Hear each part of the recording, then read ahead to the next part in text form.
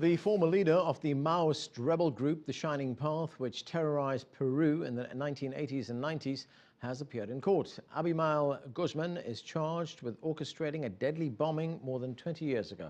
It was the first time the Shining Path leader has been seen in public since he was resentenced to life in prison in 2006. CCTV's Dan Collins reports. Visibly frail and bent over, this was once the most feared man in Peru. Sharing a few words with his wife and his one-time second-in-command, Elena Iparraguirre, better known here as Comrade Miriam.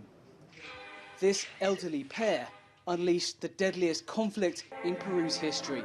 70,000 people were killed. Now this 79-year-old man and 10 other Shining Path leaders are back in court, charged with ordering a deadly bomb attack 22 years ago. The prosecution blames Guzmán and his Central Committee for a bombing on an upscale street in Lima called Tarata. Tarata today is a quiet pedestrianised walkway with shops and restaurants. Only this monument stands in memory as to what happened on that day in July 1992, when 2 car bombs tore through this street in what was the single deadliest attack by the Shining Path on the Peruvian capital. The car bombs, packed with around 500 kilos of explosives, killed 25 people and wounded 150. Guzmán's lawyer says he didn't give the order. Those directly responsible for this act have been condemned.